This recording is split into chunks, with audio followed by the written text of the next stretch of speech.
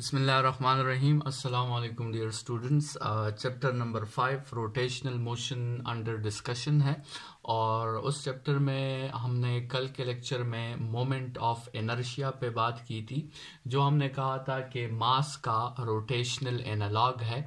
आज के लेक्चर में स्टूडेंट्स हम बात करेंगे टॉर्क और एंगुलर मोमेंटम पर, और जिस तरह हमने बात की थी फोर्स और लीनियर मोमेंटम की, बिल्कुल उसी तरह बात आज हम करेंगे टॉर्क और एंगुलर मोमेंटम के ऊपर। ठीक है, तो इसको कंपेयर करके पढ़ते हैं, फोर्स और लीनियर मोमेंटम के साथ कंपेयर करके इसे पढ़ते हैं। तो स्टूडेंट्स हम जो है एक साइड पे डिस्कस करेंगे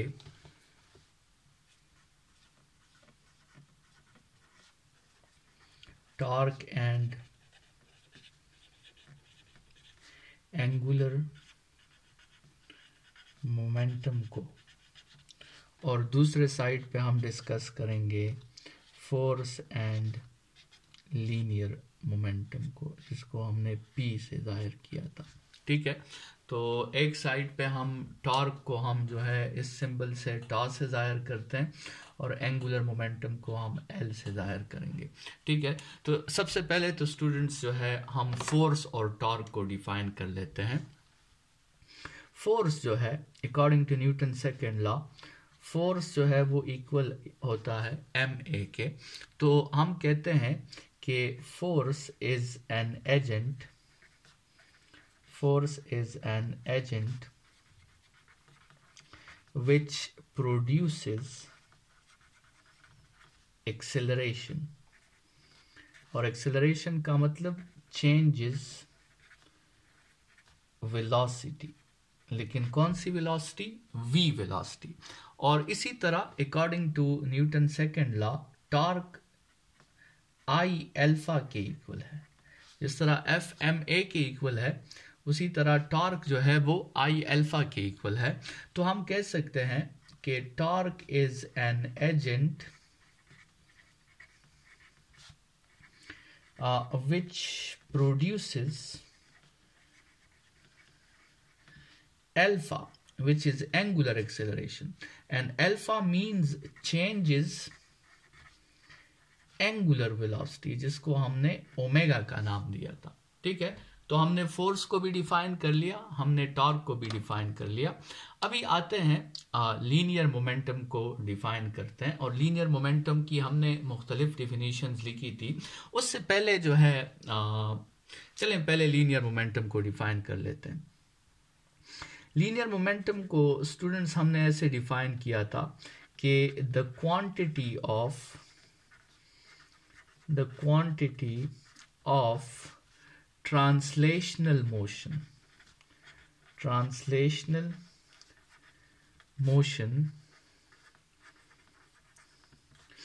in a body। स्टूडेंट्स यही डिफिनीशन इसी तरह की हम एंगुलर मोमेंटम की भी करेंगे कि the quantity of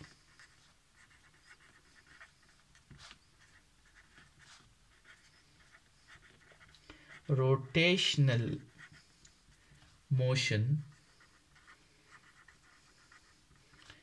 in a body। वो आपके साथ ट्रांसलेशनल मोशन थी, ये आपके साथ रोटेशनल मोशन है। ठीक है, the quantity of rotational motion in a body. लेकिन चूंकि टॉपिक स्टूडेंट्स हमारा एंगुलर मोमेंटम का है, इसको थोड़ी सी ज़्यादा तवज्जो देते हैं, वरना फिर ये खफा हो जाएगा। लीनियर मोमेंटम तो ऑलरेडी हमने पढ़ा हुआ है, तो हम इसकी एक और डिफिनीशन भी करते हैं, जिससे हमें इसका मैथमेटिकल फॉर्म भी मिलेगा। ठीक है, और वो जो एंगुलर मोमेंटम की नई डिफिनीशन है, जो अभी तक आपने नहीं पढ़ी, वो हम अभी करने वाले हैं कि angular momentum is the cross product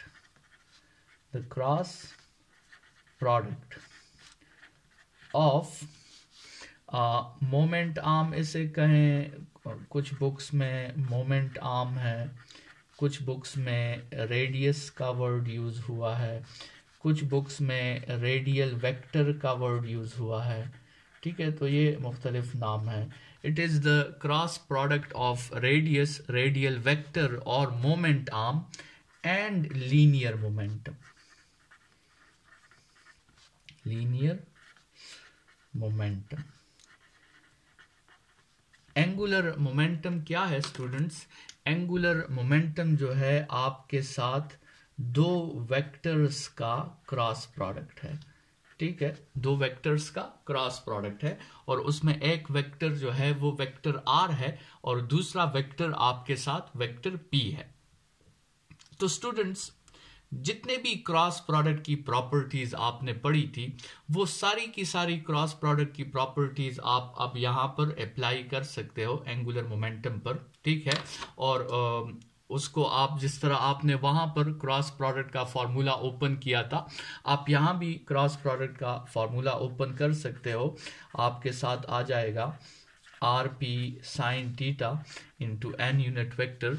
तो स्टूडेंट्स अगर आपको एल का मैग्नीट्यूड चाहिए तो वो होगा आर पी साइन थीटा, और अगर आपको एल की डायरेक्शन चाहिए तो वो यहाँ शो हुई है एन यूनिट वेक्टर से, और ये N unit vector students R को भी परपेंडिकुलर होगा और यही एन यूनिट वेक्टर जो है ये पी को भी परपेंडिकुलर होगा। और इसके लिए वही रूल है जो हमने डिस्कस किया था इन चैप्टर नंबर 2, और वो है राइट हैंड रूल।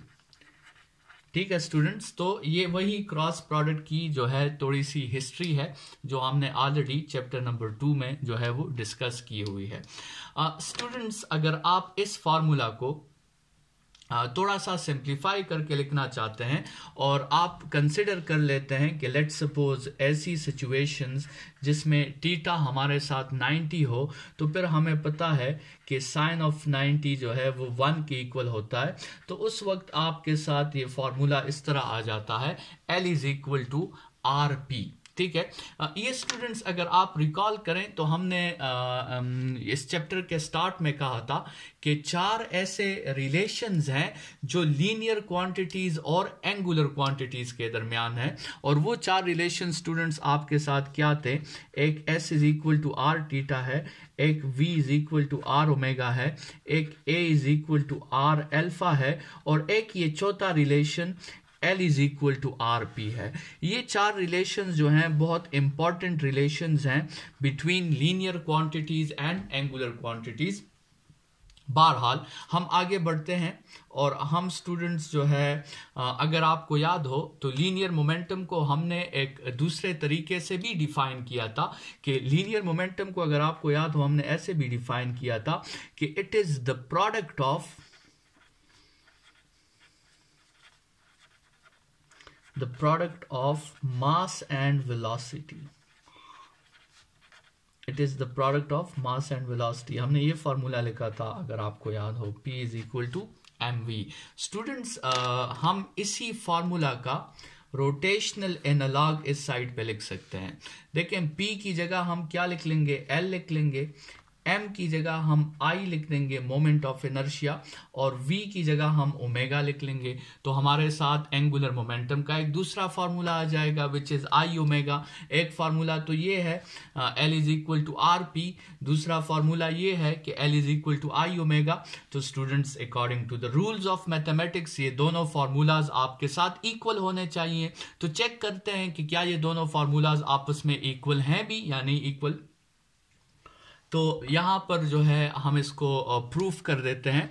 स्टूडेंट्स हम स्टार्ट लेते हैं L is equal to R P से। ठीक है, और हमें पता है कि P जो है वो इक्वल है एम वी के। तो यहाँ पे आ जाएगा L is equal to R M V. ठीक है, अच्छा स्टूडेंट्स अभी हमें पता है कि V जो है वो इक्वल है आर ओमेगा के। तो अगर हम ये वैल्यू पुट कर दें तो L is equal to R M और V की जगह आर ओमेगा आ जाएगा। इसको अगर थोड़ा सा हम रीअरेंज कर लें तो एम आर स्क्वेयर ओमेगा आपके साथ आ जाएगा। और स्टूडेंट्स एम आर स्क्वेयर क्या है? एम आर स्क्वेयर तो आपके साथ आई की इक्वल है। ये तो पिछला लेक्चर था हमारा, M R square is the moment of inertia, तो उसकी जगह हम आई लिख लेते हैं और ये आपके साथ फॉर्मूला आ जाएगा L is equal to I omega. तो स्टूडेंट्स जैसे हमने कहा कि ये दो फार्मूलाज जो हैं ये आपके साथ इक्वल हैं, आप दोनों फार्मूलाज जो हैं वो यूज कर सकते हैं। स्टूडेंट्स आगे बढ़ते हैं और आपको एक रिलेशन याद होगा जो हमने फोर्स और मोमेंटम के दरमियान निकाला था, और उसी को हमने कहा था कि ये जो रिलेशन है यही एक्चुअल न्यूटन सेकेंड लॉ है, और वो रिलेशन था F is equal to delta P by delta T। अगर आपको याद हो, इसी रिलेशन को हमने एक्चुअल न्यूटन सेकेंड लॉ कहा था, एक्चुअल न्यूटन सेकेंड लॉ, जो आपके बोर्ड पॉइंट ऑफ व्यू से बहुत इंपॉर्टेंट था। और इसमें हमने कहा था कि force is defined as the time rate of change of momentum. जो हमने यहां पे न्यूटन सेकेंड लॉ से फोर्स को डिफाइन किया है ना, कि force is an agent which produces acceleration in the body. हम यहां से भी फोर्स को डिफाइन कर सकते थे, और हमने डिफाइन किया था कि force is defined as the time rate of change of momentum। Students, अगर हम चाहें तो हम इसी फार्मूला का रोटेशनल एनालॉग लिखना चाहते हैं, और स्टूडेंट्स इस फार्मूला का रोटेशनल एनालॉग कुछ यूं होगा कि F की जगह हम टॉर्क लिख देंगे, F की जगह टॉर्क आ जाएगा, डेल्टा P की जगह आपके साथ डेल्टा L आ जाएगा, और टाइम की जगह आपके साथ टाइम ही आ जाएगा। Students, this is the relation between torque and angular momentum, जो हमारा मेन टॉपिक भी है, torque and angular momentum. This is the relation between torque and angular momentum. तो इस रिलेशन को जो है, ये हमारी नेक्स्ट हेडिंग भी यहां बनेगी कि relation between torque and angular momentum. Torque और एंगुलर मोमेंटम के दरमियान क्या रिलेशन है, और उस रिलेशन को सबसे पहले मैं वर्ड्स में लिख लेता हूं। और वो रिलेशन ये है स्टूडेंट्स कि torque is defined as the time rate of change of angular momentum। Torque की डिफिनीशन क्या है? It is the time rate of change of angular momentum, and this relation is known as the actual Newton second law in rotational motion. ठीक है, और इस relation को हम अभी प्रूफ करेंगे, जैसे हमने चैप्टर नंबर 3 में मेरे ख्याल में इस रिलेशन को प्रूफ किया था, उसी तरीके से हम इस रिलेशन को भी अभी प्रूफ करेंगे। ये इस रिलेशन का मैथमेटिकल फॉर्म है। लेकिन स्टूडेंट्स, उससे पहले जरा आप इस फार्मूला पे सोच करें। ये फार्मूला जो है, अगर आपको जो है, अभी मुझे कंफर्म नहीं है कि आपने ये फार्मूला जो है वो डिस्कस किया हुआ है अभी तक केमिस्ट्री में या नहीं किया हुआ, लेकिन केमिस्ट्री में जो है और फिजिक्स में भी आगे मेरे ख्याल में सेकेंड ईयर में हम इसे डिस्कस करेंगे। ये फार्मूला आपकी बहुत हेल्प करने वाला है केमिस्ट्री में, बोर्स मॉडल में। ठीक है, हाइड्रोजन के लिए ये मॉडल पेश हुआ था। एटम का स्ट्रक्चर जो है इस मॉडल ने डिफाइन किया था बोर्स ने, और बोर्स ने पहली दफा जो है वो क्लासिकल फिजिक्स, जो क्लासिकल थ्योरी जिसे हम कहते हैं उसको, और मॉडर्न फिजिक्स, क्वांटम फिजिक्स को कंबाइन करके एक मॉडल बनाया था, जिसको बोर्स मॉडल ऑफ एटम कहते हैं या बोर्स स्ट्रक्चर ऑफ एटम कहते हैं। जिससे पहले रदरफोर्ड मॉडल था, उसमें जो है फिर कुछ जो है लिमिटेशंस आई, जिसको बोर्स ने फिर हल किया। लेकिन बहरहाल उस बोर्स मॉडल में ये जो एंगुलर मोमेंटम का फॉर्मूला है ये आपको वहां पे बहुत हेल्प करेगा। बहरहाल हम आगे बढ़ते हैं, जो है अपने टॉपिक को कंटिन्यू करते हैं, और ये जो रिलेशन हमारे साथ है टॉर्क और एंगुलर मोमेंटम की, इस रिलेशन को प्रूफ करते हैं, और साथ में जो है उसको रिवाइज भी कर लेते हैं कि हमने इस रिलेशन को कैसे जो है वो प्रूफ किया था। तो स्टूडेंट्स, बढ़ते हैं आगे। कॉलम हम बना लेते हैं अपने लिए, क्योंकि जैसे हमने कहा कि इस चैप्टर को स्टडी करने का आसान तरीका जो है वो इसके लीनियर एनालॉग को साथ में स्टडी करना है।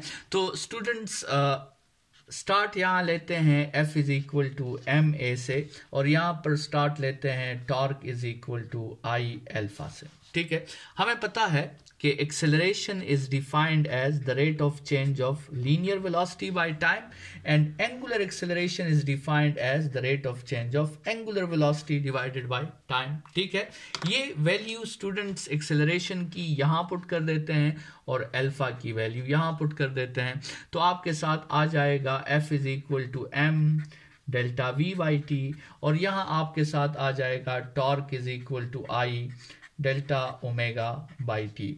स्टूडेंट्स इस डेल्टा वी की जगह आप आसानी से पुट कर सकते हैं V F minus V I divided by time, और यहाँ पे डेल्टा ओमेगा की जगह आप आसानी से पुट कर सकते हैं omega F minus omega I divided by time. Students फिर अगर आपको याद हो, यहाँ पे हमने m को अंदर मल्टीप्लाई किया था, तो आपके साथ हो गया M V F minus M V I divided by time, और यहाँ हम i को अंदर मल्टीप्लाई कर देंगे I omega F minus I omega I divided by time. ये एम वी एफ को स्टूडेंट्स हमने फाइनल मोमेंटम का नाम दिया था, एम वी आई को हमने initial momentum divided by time, और स्टूडेंट्स आई ओमेगा एफ को हम फाइनल एंगुलर मोमेंटम कहेंगे, आई ओमेगा आई को हम इनिशियल एंगुलर मोमेंटम कहेंगे डिवाइडेड बाय टाइम, और यहाँ से force is equal to delta P by T, यहाँ से torque is equal to delta L by T. तो स्टूडेंट्स हमने the relation between torque and angular momentum define कर लिया। स्टूडेंट्स इसके बाद अगर आपको याद हो तो इस फार्मूला के मुताबिक हमने दो बातें की थी कि if f is equal to 0, अगर फोर्स 0 होगा तो आपके साथ फिर चेंज इन मोमेंटम भी 0 होगा, और अगर फोर्स आपके साथ 0 नहीं होगा तो फिर आपके साथ चेंज इन मोमेंटम भी 0 नहीं होगा। और स्टूडेंट्स इस डोमेन से यहाँ से फिर हम इसको आगे लेके गए थे, किस तरफ? इसको हम आगे लेके गए थे लॉ ऑफ कंजर्वेशन की तरफ, law of conservation of linear momentum की तरफ हम इसको लेके गए थे, और वही दो बातें स्टूडेंट्स यहां पर भी ओबे होती है। इस फार्मूला के मुताबिक अगर आपके साथ टॉर्क 0 होगा तो फिर इसका मतलब ये है कि एंगुलर मोमेंटम चेंज नहीं होगा, लेकिन अगर आपके साथ टॉर्क 0 नहीं है तो फिर इसका मतलब ये है कि एंगुलर मोमेंटम भी आपके साथ चेंज होगा, फिर एंगुलर मोमेंटम के चेंजेस भी आपके साथ जो है वो 0 नहीं हो सकते। स्टूडेंट्स यहां से हमारा नेक्स्ट टॉपिक जो होगा वो हम यहां से इसको लेके जाएंगे law of conservation of angular momentum की तरफ। ठीक है स्टूडेंट्स, लेकिन शायद इस पे हमारा नेक्स्ट लेक्चर हो law of conservation of angular momentum पर। आज जो है हम एक दूसरे रिलेशन की बात करना चाहते हैं। स्टूडेंट्स हमने एक रिलेशन डिस्कस किया था इसी डोमेन में, फोर्स और लीनियर मोमेंटम के डोमेन में। हमने मोमेंटम और काइनेटिक एनर्जी के दरमियान एक रिलेशन डिराइव किया था, अगर आपको याद हो तो वो रिलेशन जो था स्टूडेंट्स, वो अगर आपको याद हो हमने फॉर्मूला लिखा था कि kinetic energy is equal to P square by 2m।